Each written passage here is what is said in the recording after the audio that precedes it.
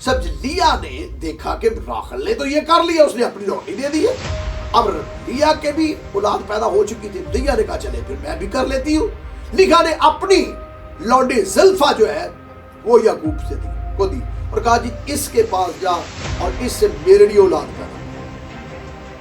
پیدائش دا book of Genesis chapter 30 ورس 9 سے میں آپ کے لیے پڑھنے لگا ہوں، 9 آیت سے۔ جب لیا نے دیکھا کہ وہ جننے سے رہ گئی تو اس نے اپنی لونڈی زلفا کو لے کر یعقوب کو دیا کہ اس کی بیوی بنے، اور لیا کی لونڈی زلفا کے بھی یعقوب سے ایک بیٹا ہوا۔ تب لیا نے اس کہا زہے قسمت، سو اس نے اس کا نام جد رکھا۔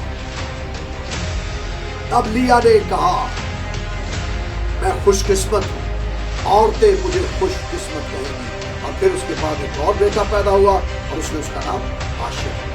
سو یہ تو دو چیزیں ہیں، جو 3 واقعات میں نے آپ کے سامنے رکھے، یہ تینوں واقعات ٹریڈیشنل سیروگریسی ہے، جو آئین حمورابی کے مطابق ہے، جو ملکی آئین کے مطابق ہے، کیونکہ شریعت تو موجود نہیں ہے وہاں اور خدا کا حکم واضح موجود نہیں ہے وہاں پر، اس لیے کثرت ازدواج ہمیں نظر آ رہی ہے۔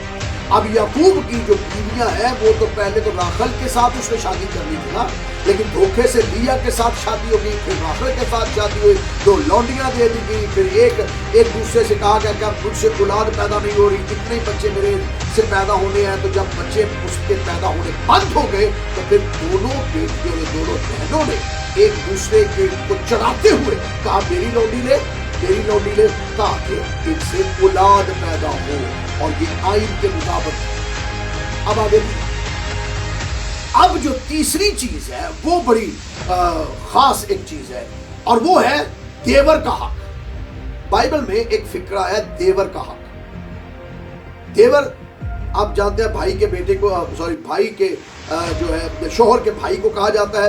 تو یہودا کے بیٹے اونان جو تھے، پیدائش کی کتاب کے اندر لکھا ہے اس نے ایک بہو کی اور اس بہو کا نام تمر تھا، اور تمر کے ساتھ جب اونان کی شادی ہو گئی، اور تو بائبل مقدس میں لکھا ہے بنیادی طور پر اس کا جو شوہر تھا اس کا نام جو تھا، آئیے بائبل مقدس میں جینیسس پیدائش کی کتاب 38واں باب 6 آیت سے میں آپ کے لیے پڑھنے لگا ہوں۔ اگر آپ کے پاس بائبل ہے تو ضرور کھولیے گا، پیدائش کی کتاب 38واں باب 6 آیت سے۔ اور یہودا اپنے پلوٹے بیٹے عید کے لیے ایک عورت بیاہ لایا جس کا نام تمر تھا، اور یہودا کا پلوٹا بیٹا خداوند کی نگاہ میں شریف تھا، سو خداوند نے اسے ہلاک کر دیا۔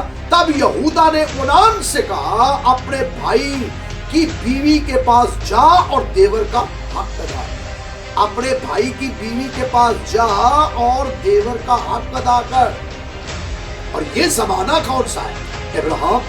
ابراہیم سے اسحاق، اور اسحاق سے یعقوب، اور یعقوب سے یہ پیدا ہوئے، یہ نسل آگے بڑھی ہے۔ یہودا کی بہو کی بات ہو رہی ہے، وہی آئین چل رہا ہے جو یہ گھرانوں کے اندر یہ ہو رہا تھا۔ اب یہ نیا چیز انٹروڈیوس ہوگی، دیور بھی جو ہے وہ اپنی بھابھی کو کے ساتھ وہ جو ہے سیروگیٹ اسے بنا سکتا ہے۔ اب یہ شریعت کے باہر ہے۔ اب ہوا آگے بائبل مقدس میں لکھا ہے، ہوا یہ اور یہودا اپنے پلوٹے بیٹے عیر کے لیے ایک عورت بیاہ لایا جس کا نام تمر تھا، اور یہودا کا بیٹا عیر خداوند کی نگاہ میں شریف تھا، سو خداوند اسے ہلاک کر دیا۔ تب یہودا نے اونان سے کہا اپنے بھائی کی بیوی کے پاس جا اور دیور کا حق ادا کر، تاکہ تیرے بھائی کے نام سے نسل چلے۔ اور اونان جانتا تھا کہ یہ نسل میری نہ کہلائے گی، سو یوں ہوا کہ جب وہ اپنے بھائی کی بیوی کے پاس جاتا تو نطفہ زمین پر گرا دیتا کہ مبادا اس کے بھائی کے نام سے نسل چلے۔